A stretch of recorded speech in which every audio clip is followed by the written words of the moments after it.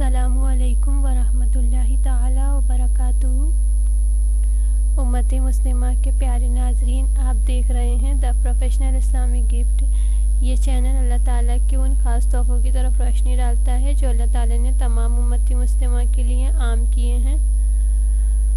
اگر آپ کو ان میں سے کوئی تحفہ پسند آتا ہے اور آپ اس کو اپنے لیے خاص کر لیتے ہیں تو یہ آپ کی خوش نصیبی ہے، اور اگر آپ کو ان میں سے سبھی تحفے پسند آتے ہیں تو پھر کہنا ہی کیا ہے۔ اور اگر آپ کو ان میں سے اپنے لیے ابھی تک کچھ پسند نہیں آیا تو چینل کو سبسکرائب ضرور کریں، کیونکہ ہم اللہ تعالیٰ کے ایسے ہی خاص تحفے اس چینل پر لاتے رہیں گے۔ تو آج کا جو ہمارا ٹاپک ہے اس کی طرف چلتے ہیں۔ ناظرین، جیسا کہ آپ کو معلوم ہے کہ یہ مہینہ محرم کا مہینہ ہے، اس کو محرم الحرام کہتے ہیں اور شہر اللہ یعنی اللہ کا مہینہ بھی کہتے ہیں۔ یہ ایک حرمت والا مہینہ ہے۔ اس مہینے کے بارے میں ایک حدیث ہے، بہت ہی دلچسپ حدیث ہے،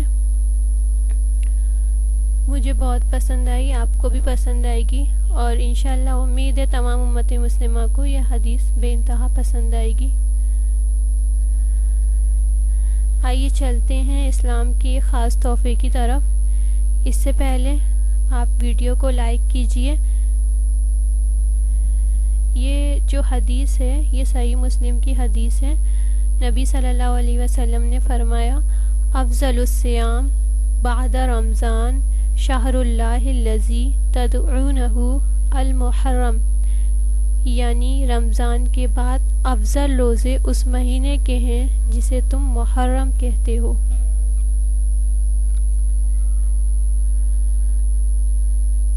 تو ہمیں اس مہینے میں کثرت سے روزے رکھنے چاہیے۔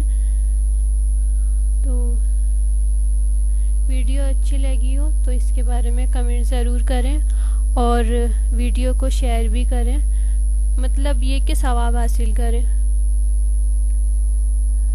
ہو سکتا ہے کہ جسے آپ ویڈیو شیئر کریں وہ روزہ رکھے اور آپ کو بغیر روزہ رکھے اس کا ثواب حاصل ہو۔ وآخر دعوانا ان الحمد